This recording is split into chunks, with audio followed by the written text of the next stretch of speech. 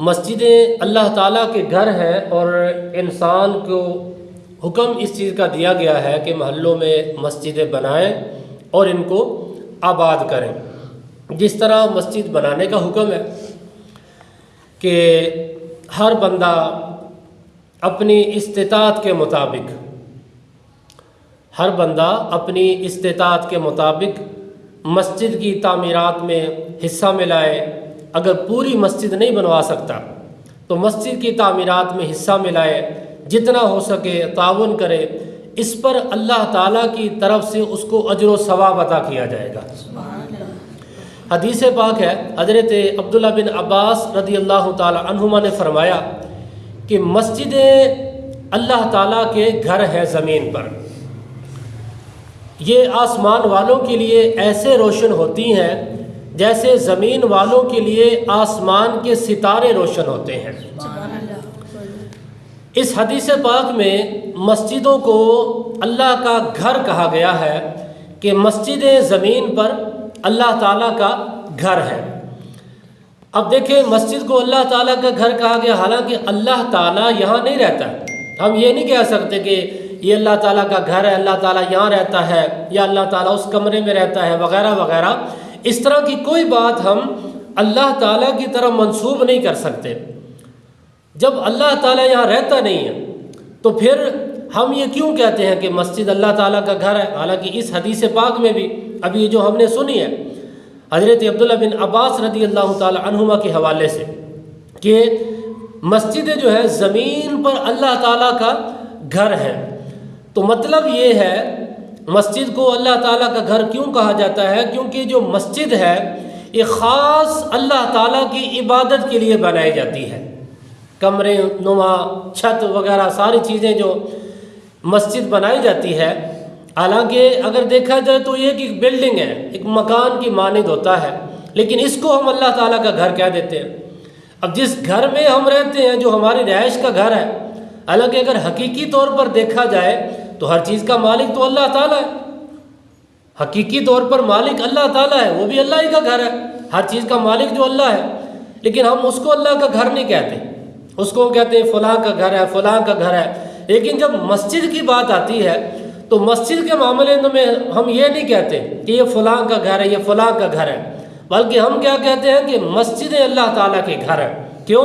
کیونکہ ان میں خاص اللہ تعالیٰ کی عبادت کی جاتی ہے۔ اب جس طرح رمضان شریف کا مہینہ ہے، حالانکہ سارے مہینے اللہ نے بنائے، 11 مہینے باقی جو ہیں وہ بھی تو اللہ نے بنائے ہیں نا، تو پھر ہم رمضان شریف کے مہینے کو کیوں کہتے ہیں کہ اللہ کا مہینہ آ گیا؟ اس کی وجہ یہی ہے کہ اس میں بھی روزے رکھے جاتے ہیں، خاص اللہ تعالیٰ کی عبادت کی جاتی ہے، خاص عبادت کا اہتمام کیا جاتا ہے، تو اس لیے کہہ دیتے ہیں کہ رمضان شریف اللہ تعالیٰ کا مہینہ ہے۔ تو اسی طرح مسجد کو کہہ دیا جاتا ہے، خاص عبادت کی وجہ سے جو ہے یہ گھر بنائے جاتے ہیں، عبادت کی جاتی ہے، کبھی قرآن پاک پڑھا جا رہا ہے، کبھی تلاوت کی جا رہی ہے، نماز پڑھی جا رہی ہے، عبادات کا سلسلہ ہے، تو اس لیے ہم کہہ دیتے ہیں کہ یہ اللہ تعالیٰ کا گھر ہے۔ تو مسجدیں جو ہیں اللہ تعالیٰ کے گھر ہیں۔ جس طرح مسجد بنانے پر فضائل ہے، اسی طرح مسجد کی خدمت کرنے پر، مسجد کی صفائی کرنے پر اللہ تعالیٰ نے اجر و ثواب رکھا ہے۔ حتیٰ کہ اگر کوئی بندہ تنکا بھی مسجد سے اٹھا لے، مسجد کی صفائی کرے، مسجد سے تنکا اٹھا کر اگر بندہ باہر پھینک دے ثواب کی نیت سے، تو اس پر بھی اللہ تعالیٰ بندے کو اجر و ثواب عطا فرماتا ہے۔ حدیث مبارکہ ہے، حضرت عائشہ صدیقہ رضی اللہ تعالی عنہ سے یہ روایت ہے کہ حضور اقدس صلی اللہ تعالی علیہ وآلہ وسلم نے محلوں میں مسجدیں تعمیر کرنے اور انہیں صاف ستھرا رکھنے کا حکم دیا گیا ہے۔ ابو داؤد شریف کی حدیث پاک ہے کہ محلوں میں مسجدیں بنائی جائیں اور ان کو صاف ستھرا رکھا جائے، گندگی سے ان کو بچایا جائے۔ اگر کوئی کوڑا کرکٹ یا اس طرح کی گندی چیز مسجد میں پڑی ہے، گند وغیرہ آ جاتا ہے، تو پھر اس کو اٹھایا جائے گا، مسجد کو صاف کیا جائے گا۔ مسجد کی جو ہے صفائی کی فضیلت کو بیان کیا گیا۔ حدیث مبارکہ میں ہے، حضرت سیدنا فاروق اعظم رضی اللہ تعالی عنہ اس حدیث پاک کے راوی ہیں کہ حضور پر نور صلی اللہ تعالی علیہ وآلہ وسلم نے ارشاد فرمایا، جو اللہ تعالیٰ کے ذکر کے لیے مسجد بنائے اللہ تعالیٰ اس کے لیے جنت میں گھر بناتا ہے۔ جو اللہ تعالیٰ کے لیے یعنی اللہ تعالیٰ کی رضا کے لیے مسجد بناتا ہے تو اللہ تعالیٰ جنت میں اس کے لیے گھر بناتا ہے۔ سبحان اللہ۔ تو مسجدیں بنانا، ان کی تعمیرات میں حصہ ملانا اور مسجد کی صفائی ستھرائی میں حصہ لینا یہ عظیم کار ثواب ہے۔ ایک حدیث پاک میں ہے کہ نبی کریم صلی اللہ تعالیٰ علیہ وآلہ وسلم نے ارشاد فرمایا کہ جو بندہ مسجد سے تکلیف دہ چیز نکالتا ہے تو اللہ تعالیٰ اس کے لیے بھی جنت میں گھر بناتا ہے۔ سبحان اللہ۔ مسجد سے تکلیف دہ چیز کو نکال دینا۔ اب تکلیف دہ چیز سے کیا مراد ہے؟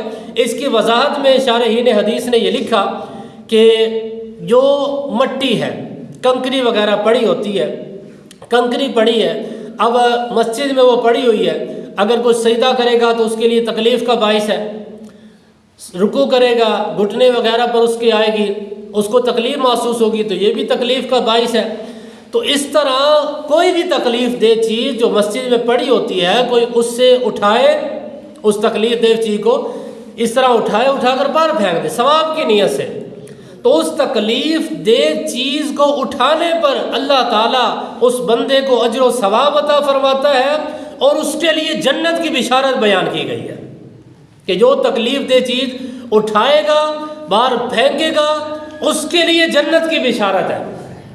اب دیکھیں نا کہ ذرا سا تنکا، ذرا سی کنکر اگر کوئی مسجد سے اٹھا کر باہر پھینک دے صفائی کی نیت سے، تو اس پر اللہ تعالیٰ اس بندے کو اجر و ثواب عطا فرماتا ہے۔ تو پھر اندازہ لگائے اس بندے کی فضیلت، یعنی اس بندے کی اہمیت کا، کہ اس بندے کو کتنی فضیلت ملے گی، کتنا ثواب ملے گا، کہ جو بندہ پوری مسجد کی صفائی کر دے گا۔ سبحان اللہ۔ جو بندہ پوری مسجد کی صفائی کر دے، اس بندے کو کتنی فضیلت ملے گی۔ جب کنکری اٹھانے پر، ذرا سا تنکا اٹھانے پر اجر و ثواب ملتا ہے، پھر اگر کوئی بندہ مسجد کی پوری مسجد کی صفائی کر دے، مسجد کی صفائی کا خیال رکھے، روزانہ آئے مسجد کی خدمت کرے، صفائی کرے، اس کو اللہ تعالیٰ کتنا اجر و ثواب عطا فرمائے گا۔ سبحان اللہ۔ تو اس لیے ہمیں چاہیے کہ ہم اس کو اپنے معمول میں شامل کر لیں۔ جس طرح ہم نماز پڑھنے آتے ہیں تو اس طرح صفائی ستھرائی کو ہم اپنے معمول میں شامل کر لیں۔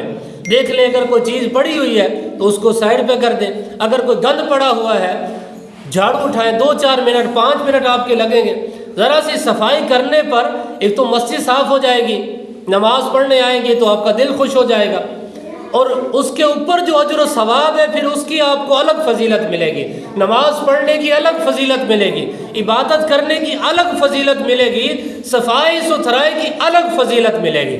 تو اس لیے ہمیں چاہیے کہ ہم اس کو اپنے معمول میں شامل کر لیں کہ جب بھی مسجد میں آئیں نظر دوڑائیں کہ کہیں پر کوئی گند تو نہیں پڑا ہوا، اگر کوئی ہلکا پھلکا گند، کوئی کنکر وغیرہ پڑا ہو تو اس کو اٹھائیں، ثواب کی نیت سے اس کو اٹھائیں، باہر پھینک دیں۔ صفائی کریں گے مسجد کی، اللہ تعالیٰ کے گھر کو صاف ستھرا رکھیں گے تو اس سے اللہ تعالیٰ راضی ہوگا اور اللہ تعالیٰ کی رضا بھی ملے گی، ثواب بھی ملے گا۔